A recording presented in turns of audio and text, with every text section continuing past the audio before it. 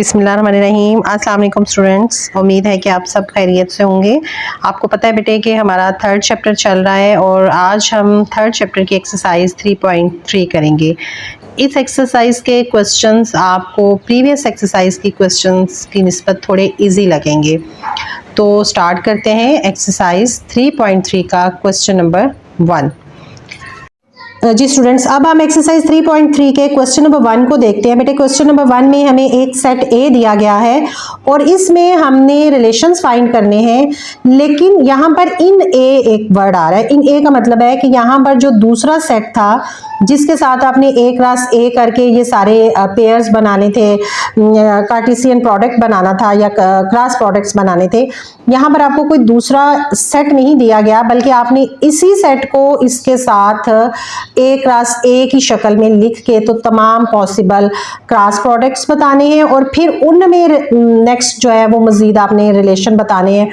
उनके लिए बुक ने हमें कुछ कंडीशंस बताई हुई हैं, वो जैसे जैसे हम करेंगे नेक्स्ट मूव करेंगे हम उनको सॉल्व करते जाएंगे साथ साथ। तो बेटे इसका मतलब है कि अब हमने ए क्रॉस ए करके तमाम पहले हमारे जो है ना वो क्रॉस प्रोडक्ट्स बना लेने हैं या कार्टेशियन प्रोडक्ट बना लेने हैं, ठीक है। तो उसके स्टूडेंट्स अभी हम साथ ही फिर ये भी बात डिस्कस कर लेते हैं कि कार्टेशियन प्रोडक्ट क्या होता है, ठीक है। ये जो ए क्रॉस ए करके ये जो सारे आपने पेयर्स बनाने हैं और ये यहाँ पर आपको बने भी नज़र आ रहे हैं, तो इसको बेसिकली क्या कहते हैं, ठीक है। इनको कार्टेशियन प्रोडक्ट कहते हैं या क्रॉस प्रोडक्ट कहते हैं। तो ये भी थोड़ा सा हम साथ समझ लेते हैं, इसलिए कि बेटे आपको पता है कि एमसीक्यूज़ में समटाइम्स डेफिनेशंस पूछी जाती हैं, तो जब आप क्वेश्चन सॉल्व करने के दौरान ही उससे रिलेटेड डेफिनेशंस या एमसीक्यूज़ डिस्कस करते जाते हैं तो वो ज़्यादा अच्छी तरह से जहन नशीन होती हैं, दिमाग में बैठती हैं। तो इसलिए यहाँ पर हम साथ ही कार्टेशियन प्रोडक्ट या क्रॉस प्रोडक्ट को भी डिस्कस कर लेते हैं कि ये जो ए क्रॉस ए करके ये जो सारे पेयर्स हमें बने हुए नज़र आ रहे हैं, इनको क्या कहा जाता है, इनका नाम क्या है, और प्रॉपरली अगर डेफिनेशन की शक्ल में हमें क्वेश्चन आ जाए, डेफिनेशन आ जाए कार्टेशियन प्रोडक्ट या क्रॉस प्रोडक्ट की, तो फिर उसको हमने किस तरह लिखना है, ठीक है। स्टूडेंट्स कार्टेशियन प्रोडक्ट आपके बुक के पेज नंबर 56 पे बड़ी डिटेल से डिस्कस किया गया है। यहाँ पर आपको थोड़ा सा मुख्तसर करके समझाऊंगी कि इन शॉर्ट वर्ड्स हम कार्टेशियन प्रोडक्ट किसको कहते हैं।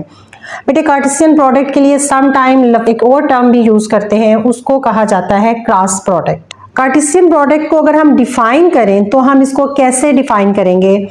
It is the set of all ordered pairs A B where A जो है belongs to A set and B belongs to B set. यानी आपके पास दो सेट गिवन है, ए सेट और बी सेट, और उनके अंदर तमाम ऑर्डर्ड पेयर्स जो हैं जब आप उन्हें ए क्रॉस बी की शक्ल में लिखते हैं इस तरह, ठीक है, तो तमाम जो ऑर्डर्ड पेयर्स बनेंगे वो बेसिकली आपका कार्टेशियन प्रोडक्ट या क्रॉस प्रोडक्ट कहलाएगा।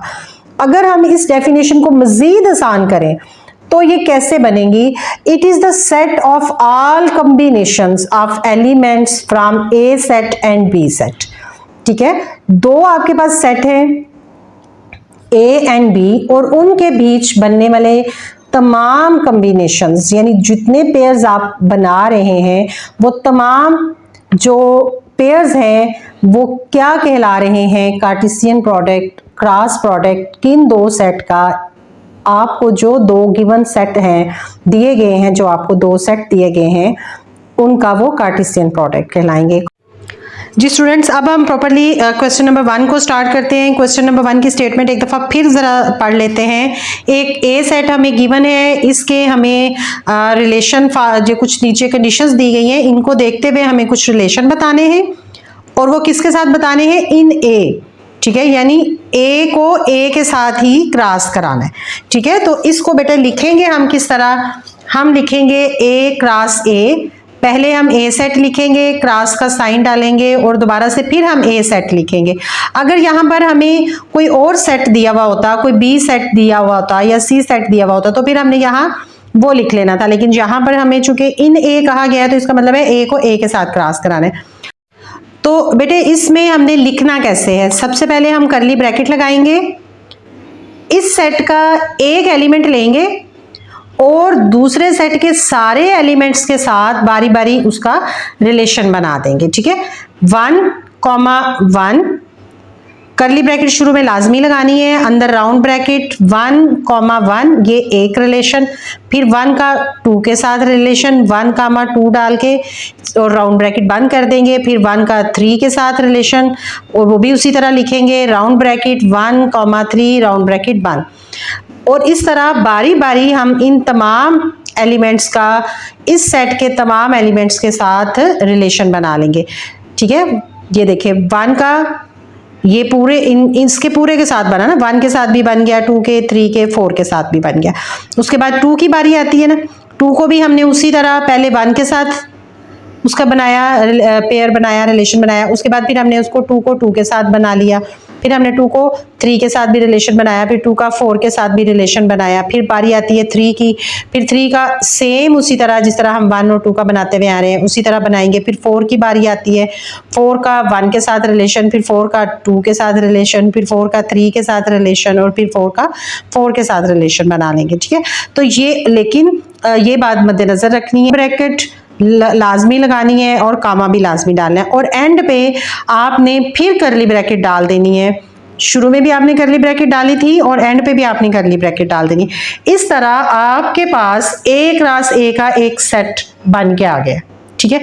अब आप नेक्स्ट अपनी जो भी गिवन कंडीशन है उसको देखते हुए इन तमाम पेयर्स में से जो रिलेशन मांगा जाएगा, जो रिलेशन कहा जाएगा, वो आप बताएंगे। जैसे इसमें ये जो पहला क्वेश्चन है इसमें ये वाली कंडीशन लगा के कहा गया है कि ऐसा जो है ना वो रिलेशन बताना है जिसमें x और y की वैल्यू सेम हो। ये बात अब दोबारा से यहाँ मैं एक दफा रिकॉल करा देती हूँ आपको। तो बेटा ये जो सारे पेयर्स आपने बनाए हैं, ठीक है, ये बेसिकली क्या है, यही कार्टेशियन प्रोडक्ट है, यही क्रॉस प्रोडक्ट है। तो कोई भी रिलेशन जो नेक्स्ट पूछा जा रहा है वो तभी आप बता सकते थे अगर आपके पास पहले ये वाले प्रोडक्ट आपने निकाले हुए होते, ठीक है। तो ये प्रोडक्ट, इसी की डेफिनेशन थोड़ी देर पहले मैंने आपको बड़ी डिटेल से बताई है, तो अब ये बात आपके जहन में रहनी चाहिए। पहला पार्ट है, जो पहला हमने रिलेशन बनाना है वो है x, y such that y is equal है x, यानी हमने इसको फर्ज कर लेना है कि ये जो पहली वैल्यू है वो x की है और जो सेकंड वैल्यू है वो y की है, और वो कंडीशन हमें क्या दी गई है कि हमने इस ये ऊपर वाले सारे जो पेयर्स हमने बनाए हैं उनमें से हमने वो पेयर बताना है जिसमें y की वैल्यू भी और x की वैल्यू भी एक जैसी हो, ठीक है। तो अब हम देखते हैं कि ये जो पेयर्स हैं इनमें से कौन सी ऐसी वैल्यूज हैं जो दोनों कौन सा ऐसा पेयर है। अब हम देखते हैं कि फिर इनमें से कौन सा ऐसा पेयर है जिसमें x और y उनकी वैल्यू सेम है। ये देखिए 1, x की वैल्यू भी 1 है, y की वैल्यू भी 1 है। 2 में x की वैल्यू भी 2 है, y की वैल्यू भी 2 है, ये भी सेम वैल्यू है, ये भी 3 3। इसका मतलब है कि इसका फिर आंसर आएगा, ठीक है, 1, 1, 2, 2, ठीक है, 3, 3, 4, 4 और एंड पे फिर हम एक करली ब्रैकेट लगा देंगे। बेटे अब ये जो हमने रिलेशन बताया है इसी की हमने डोमेन भी बतानी है और इसी की हमने रेंज भी बतानी है, ठीक है। ये हमारे क्वेश्चन में हमसे पूछी गई है बात। डोमेन बेटा कहते हैं ये जो पेयर आपको नजर आ रहे हैं, जो आपको रिलेशन नजर आ रहे हैं, इनमें जो पहली वैल्यू होती है, ठीक है, उसको डोमेन कहना है, और जो सेकंड वैल्यू होती है वो रेंज कहलाती है, ठीक है।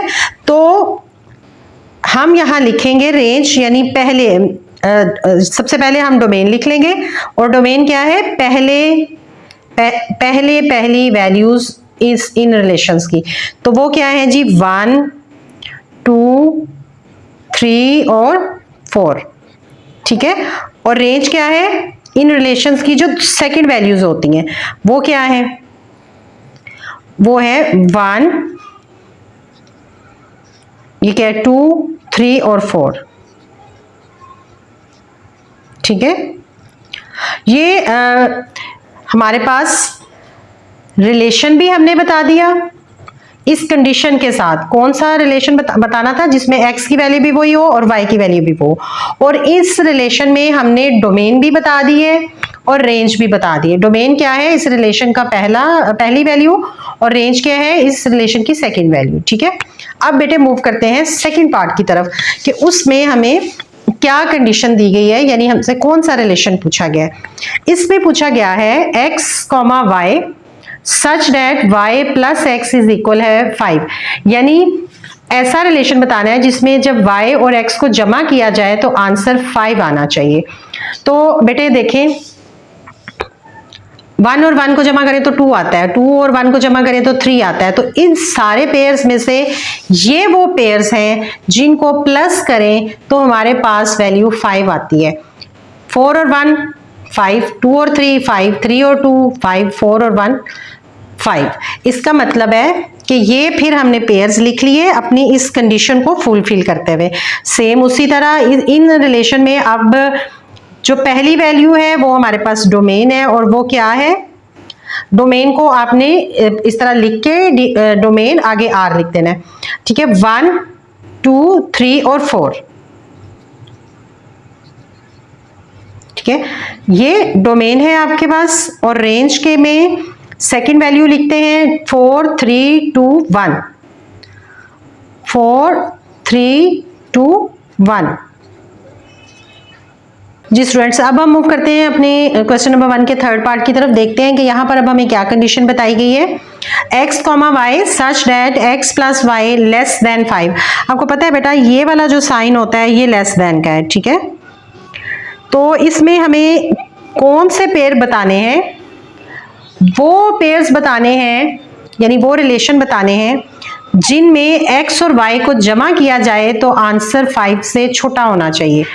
तो वो बेटे आपकी सारे जो आए थे ये पेयर्स, इनमें ये वो पेयर्स हैं जिनको जमा किया जाए तो आंसर 5 से छोटा आता है। 1 में 1 जमा करें तो 2 आता है, 2 में 1 जमा करें तो 3 आता है, 3 में 1 जमा करें तो 4 आता है। ये सारे आंसर 5 से छोटे हैं। 2 में 1 जमा करें 3 आएगा, 2 में 2 जमा करें 4 आएगा, 3 में 1 जमा करें 4 आएगा।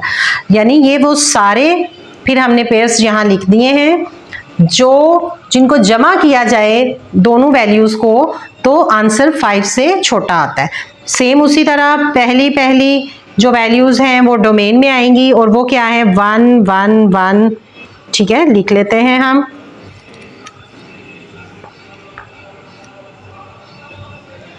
तो इसका मतलब है 1 2 और 3। ठीक है, ये क्या है, जो फर्स्ट वैल्यूज हैं इन रिलेशंस की वो क्या कहलाती हैं, डोमेन, और जो सेकंड वैल्यू होती हैं वो कहलाती हैं रेंज। वो भी लिख लेते हैं 1 2 3। 1 हम पहले लिख चुके हैं, 2 भी पहले लिख चुके हैं, और 3 भी पहले लिख चुके हैं। तो ये जो है ये हमारे पास डोमेन आ गई, ये हमारे पास रेंज आ गई, और इस कंडीशन के मुताबिक हमने रिलेशंस भी बता दिए। ठीक है, अब बेटे मूव करते हैं क्वेश्चन नंबर 1 के, अब मूव करते हैं क्वेश्चन नंबर 1 के फोर्थ पार्ट की तरफ। देखते हैं कि यहाँ हमें क्या कंडीशन दी गई है। x, y such that x plus y greater than 5। ये जो साइन है बेटा ये है ग्रेटर देन का। ठीक है, तो x और y को जमा करने से जो आंसर आए वो 5 से बड़ा आना चाहिए। तो ऐसी फिर हमने पेयर्स में वैल्यू ढूंढनी है, और वो हमारे पास क्या है, ये वाली। क्योंकि देखिए 4 में 2 जमा करें तो 6 आता है, ये 5 से बड़ा हो गया ना, तो फिर यही हमारी कंडीशन है। 3 में 3 जमा करें 6, 3 में 4 जमा करें 7, 4 में 2 जमा करें 6, 4 में 3 7, 4 में 4 8। तो ये इनको ये जमा करेंगे इन दोनों इन पेयर्स, तो इसका मतलब है कि इन पेयर्स की वैल्यूज को जब हम जमा करेंगे तो इसका मतलब है कि तो इसका मतलब है कि हमने फिर यहाँ पर वो तमाम रिलेशंस लिख लिए हैं जिनकी दोनों वैल्यूज को जमा करें तो आंसर 5 से बड़ा आता है। अब बेटे उसी तरह जिस तरह हम करते आ रहे हैं कि डोमेन में पहले वाले वैल्यूज लिख लेते हैं, रेंज में इन पेयर्स की सेकंड वाली वैल्यू लिख लेते हैं। 2 3 3 4 4 4, इसका मतलब है 2 3 4 इसका आंसर आ जाएगा। और सेकंड पेयर देखें तो वो भी 4, और जो सेकंड वाली वैल्यू है रेंज के लिए 4 3 4, ठीक है, 3 और फिर 4, तो वो हमने लिख ली यहाँ पे 2 3 4। ये हमारे पास रेंज आ गई है और ऊपर जो है वो हमारे पास डोमेन आ गई है, और हमने अपनी इस कंडीशन को देखते हुए वो तमाम रिलेशन भी बता दिए हैं ए क्रॉस ए सेट के, जो इस कंडीशन को फुलफिल कर रहे हैं।